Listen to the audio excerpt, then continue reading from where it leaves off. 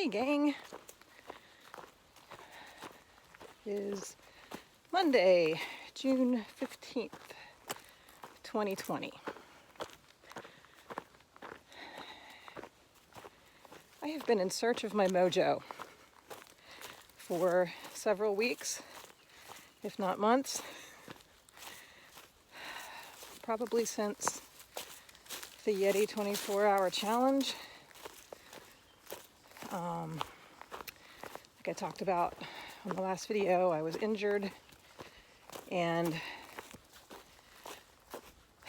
just, the COVID and the civil unrest and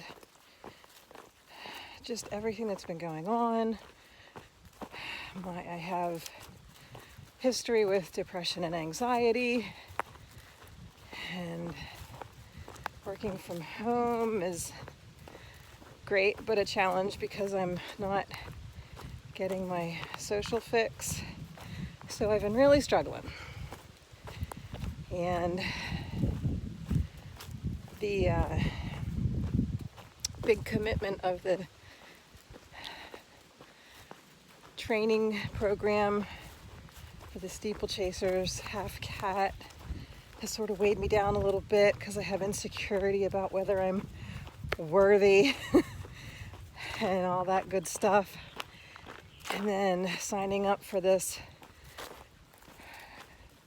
great run across Tennessee has put stress on me. And then my big commitment for the JFK 50-miler has been putting some stress on me. And I caught myself because I've just been plugging along, digging deep, finding the wherewithal to get out and keep moving because I know I have to. It's part of the deal.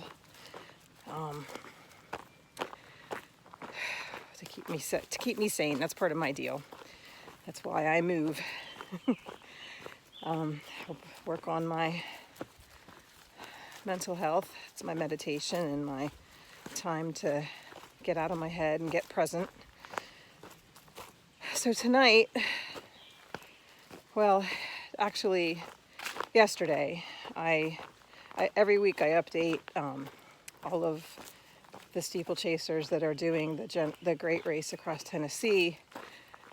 We have a page on Facebook, and I get the spreadsheet out and update everyone's miles. And we have 4 different teams, and so I post the statistics. And there's a part of the race is that if you're on track to finish, you're ahead of the Buzzard. There's like 4 different Buzzards. I think there's even 5. But I have been behind the Buzzard since the beginning of the race because of my injury. And I'm okay with that. I was perfectly okay with that, but it was causing me some motherfucking stress. And so I'm feeling well enough. Go back. I've kind of relegated myself to putting in my miles at the hatchery because of social distancing and not wanting to run into people. And also I think a little bit of, just agoraphobia creeping in. So I got into this rut of, even if I wanted to go get miles somewhere else, I was ending up finding myself back at the hatchery. So this morning I had a doctor's appointment, annual screening. Everything came out fine. But I was in town, which I haven't been in town. So I made an appointment. I reached out to a good friend, a dear friend, and she's lives very close to a coffee shop downtown. And I said, hey, I'm going to be in town. I'll have time after my appointment to hook up and meet for coffee. This is a long story, but we'll get there, I promise. And so we met and we caught up. It was the first time I had been, we sat outside at a table, but it was the first time that I had like been to an establishment since this whole thing started. It was the first time that we were able to sit down and catch up and shoot the shit, and it was so nice. And kind of had a few text exchange after I got back home, and talked to her and thanked her for meeting me, and it was nice to catch up. And we came to the conclusion that trails plus people equals good medicine. So this vulture, back to the Buzzard. I'm sorry, great storyteller that I am. Back to the Buzzard. Sat down, did some math, figured out that in order to catch up to the Buzzard this week, I need to do 50 miles. And I've been running and walking. So I busted out the chalkboard, wall, planner, and figured out what I need to do every day between now and Saturday to catch this Buzzard. And I'm not doing it all in the hatchery. I'm putting my feet on trails, getting some hills and elevation, even if I'm hiking, getting back out of my head. And I am 4 miles in, and it took me an hour and 20 minutes to realize that all of these 50s keep popping up.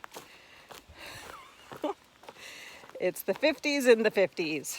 So did my 50-mile backpacking trip and trained all summer for it, and it took me 4 days to do my 3 days to do my 50-mile backpacking trip on the ET. Then I did the 50K last fall. And then I signed up for the 50-miler.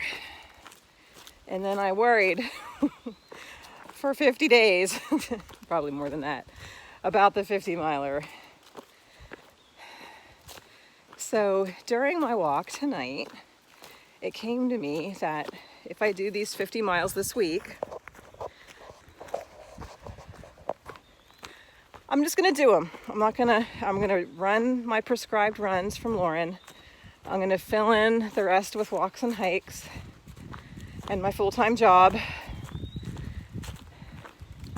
But I'm gonna look at that time, see how much time it took me to do these 50 miles, and then compare it to, this is how an ultra runner thinks, or at least this is how this one thinks. I'm gonna compare my accumulated time for this 50 miles this week to the cutoff time of the JFK 50-miler and see whether I would have finished if I did it all and at once. I know that is illogical. I know that I'm taking mega breaks, but this thing has kind of gotten in my head a little bit, and I'm having a little bit of paralysis by analysis. So I think the only way, well, not the only way, but I think this came to me on the trail. So I'm thinking the trail gods brought it to me and said, look, Shub, just see. Maybe you can get the hell out of your head and get your feet back on the damn trail. Do your core work and do your stabilizer work. Do the work. Get across Tennessee and finish the JFK 50-miler. This is the most enthusiastic or pumped I've been about anything in 8 weeks. So thank you, my dear friend, for breakfast this morning, for the coffee date this morning. I love you, and you motivate me. And thank you for everyone that is following along and not being too judgmental about Crazy Shub and her endeavors. I'm almost back to the parking lot, so I'm gonna close out the 4 miles tonight on the trail, go down to the hatchery and let Ollie get his miles in because he's on the Crossing Tennessee thing too. I don't think he's gonna catch the buzzard, but that's okay. He's having fun. That is it for this week's version of the JFK 50 miler approach. Peace.